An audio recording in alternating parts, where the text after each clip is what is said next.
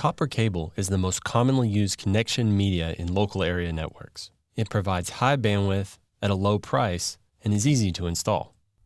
The vast majority of networks utilize unshielded twisted pair, or UTP.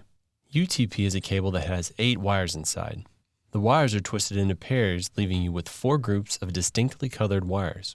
Since these cables are unshielded, they rely on the twisting effect for protection.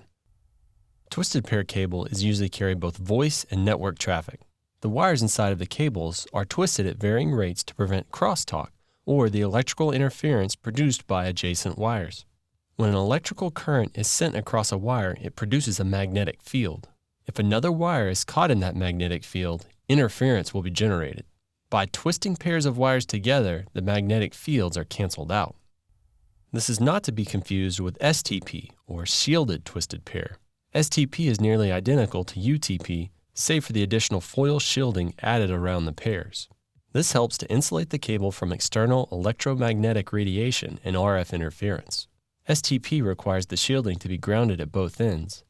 Otherwise, the shielding can act as an antenna, possibly creating even more interference than would have been experienced otherwise.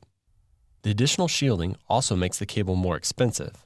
STP is used in noisy environments or spaces where heavy machinery or other equipment produces exceptional amounts of interference.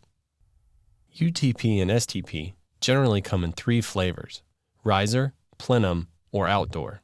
Riser is your everyday cable. It is used for standard patch cables as well as within cabinets and racks. A plenum is the space that circulates air for heating and air conditioning systems.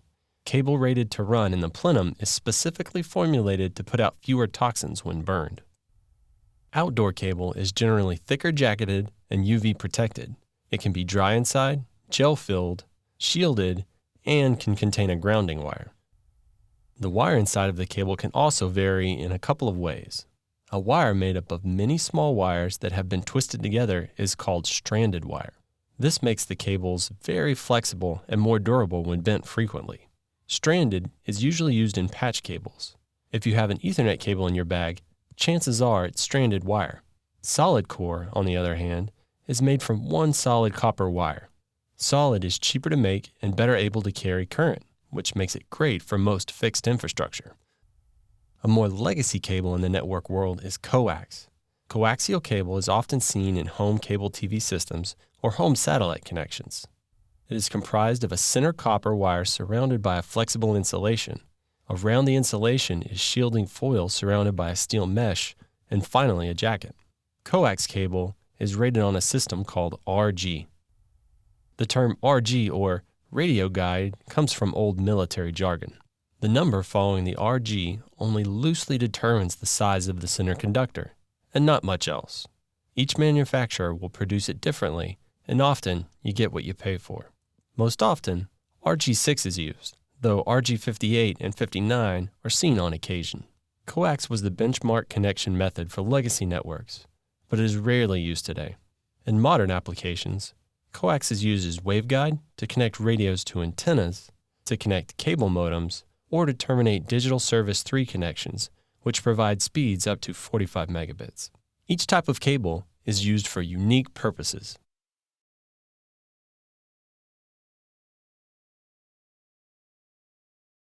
The standard a cable conforms to is casually called CAT type, which is simply short for category. The various CAT ratings ensures that the cable will have the proper number of twists for each pair and carry a specific amount of throughput at set distances.